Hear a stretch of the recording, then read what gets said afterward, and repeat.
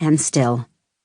Alone and awake in the middle of the night, I'd sneak out of bed, sick of restless rest, and make my way to the bathroom floor. In those moments, I couldn't bear to reach out.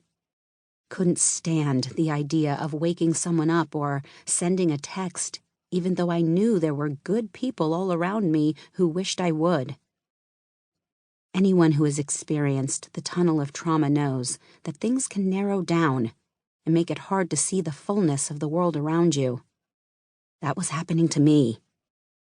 I longed for connection, but I couldn't access it. I turned to God. After all, as a minister, that's the expected starting point, right? But praying was hard. Gratitude and rage, despair, fear, and disappointment swirled in me. I was glad that we were alive. I knew it could have been otherwise. And yet, the stability I'd spent my life striving to build felt suddenly lost. I had a hard time getting to God. I turned to poetry, to the words that had carried me through so many hard nights before. Nancy Schaefer's A Theology Adequate for the Night kept me company each night on that bathroom floor.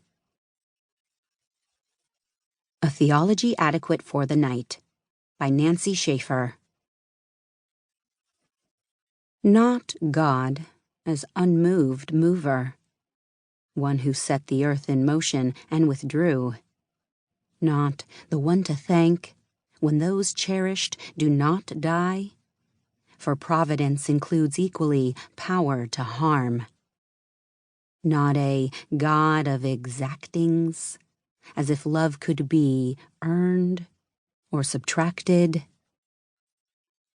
But this may work in the night, something that breathes with us as others sleep, something that breathes also those sleeping, so no one is alone, something that is the beginning of love, and also each part of how love is completed.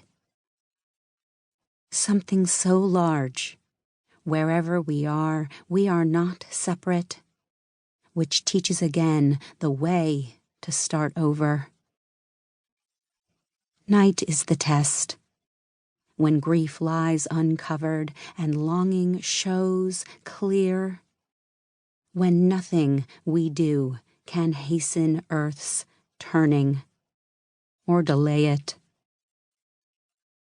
This may be adequate for the night, this holding, something that steadfastly breathes us, which we also are learning to breathe. When my breath went ragged, hitching and heaving with the fear, I'd imagine something, some love that could breathe with me as others slept, that breathed also with those sleeping, so that none of us were alone.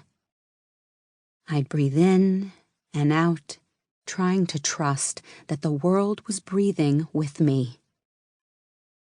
And when that wasn't enough, or I got bored, because, come on, this is the 21st century and I still had my phone, I did what we all do. Scour the internet for books or blogs or anything that might relate to our circumstances.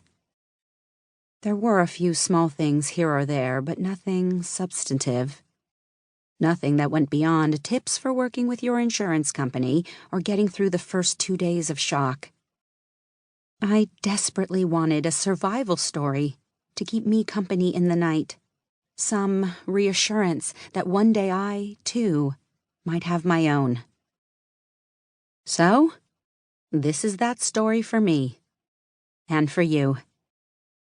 My experience will be different from your own, and what helps you may be different from what helped me. Not everyone will come to this book having experienced a house fire, but most of you will know what it's like to experience loss, to have the world as you knew it, with all of your hopes and expectations, crumble when the diagnosis or the death